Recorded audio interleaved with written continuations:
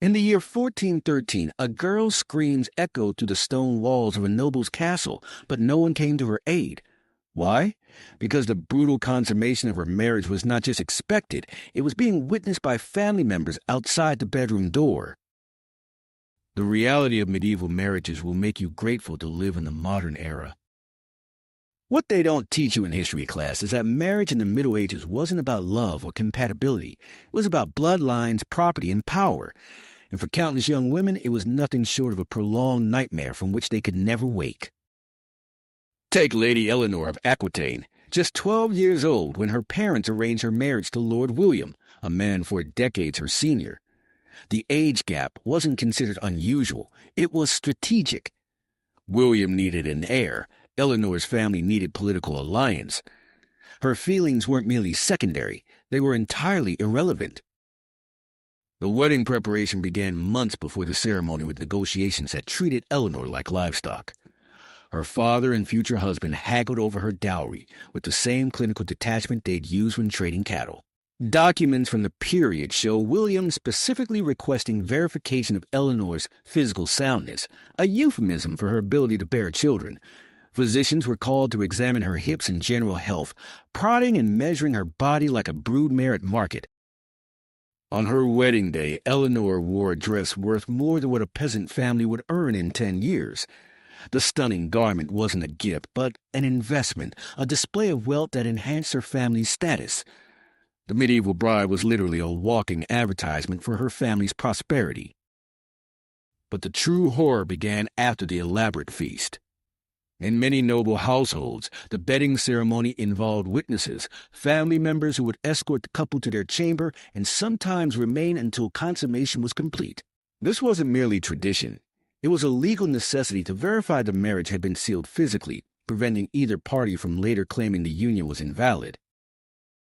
We have surviving accounts from ladies-in-waiting describing these nights. One wrote of a young bride who wept so piteously that her face was ravaged, while her lord husband completed his duty with efficient disregard for her distress. Another described how a girl bled so severely after her wedding night that physicians were called, though they could offer little but wine to dull her senses. Medieval medical texts revealed the advice given to these child brides. "Remain still and think of pleasanter things," writes one 14th century physician, "for resistance only prolongs the inevitable and increases pain." Another grimly suggests that a bride's tears are expected but should be concealed when possible to avoid disappointing her husband. Once married, a woman's body was no longer her own in any legal sense.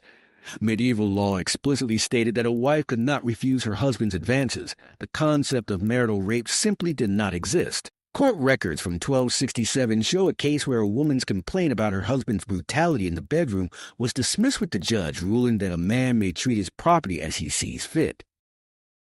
Pregnancy quickly followed marriage, often with devastating consequences. Without modern medicine, childbirth was a deadly gamble. Medieval records show that roughly 1 in 5 women died in childbirth. Those who survived often found themselves pregnant again within months, their bodies never fully recovering before facing the ordeal again. But here's the twist that makes this reality even more disturbing. Despite what romantic paintings and courtly love poetry might suggest, these arrangements weren't considered cruel or unusual. They were the standard practice across all social classes, with the poor having perhaps slightly more freedom in partner selection, though economic necessity often dictated their choices as well. The most shocking revelation comes from personal diaries and letters that have survived from this period. Lady Margaret Potton, in her famous correspondence from the 15th century, writes about arranging her daughter's marriage with the cold calculation of a business transaction. She expresses concern not about her daughter's happiness, but about securing favorable terms. "If he will give her £50 a year for her jointure, I will give him good security for her dowry." Even more disturbing is how young girls were conditioned from birth to accept this fate. From the moment they could understand language, girls were taught that their purpose was to be married advantageously and bear children. They practiced needlework depicting romantic scenes from stories that bore no resemblance to the marriages awaiting them. They were taught to be obedient, quiet, and accepting of whatever husband was chosen for them.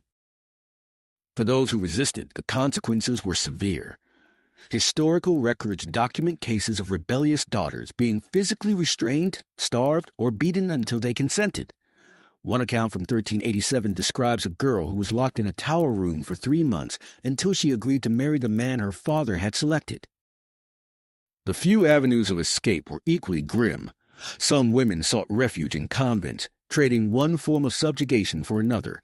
Others attempted to prove themselves unfit for marriage by self-mutilation or feigning madness. The most desperate resorted to suicide, with several accounts of young brides to be drowning themselves rather than face their wedding nights. Think about what this meant for an entire society. Generations of women trapped in loveless, often abusive marriages, bearing children for men they feared rather than loved. The psychological impact of this system created a culture where women's suffering was normalized to a degree that's almost incomprehensible today. And this wasn't just a brief dark chapter in history. This marriage system persisted for centuries, affecting countless millions of women across Europe.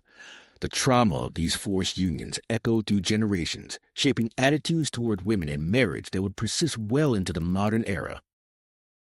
Even as late as the 16th century, when we imagine the Renaissance bringing enlightenment, court records show fathers still had legal right to force their daughters into marriages, with severe punishments for those who refused. One case from 1553 documents a father having his 14-year-old daughter whipped daily until she agreed to marry a 50-year-old merchant who offered a substantial payment. What makes this history particularly relevant is how recently these practices began to change.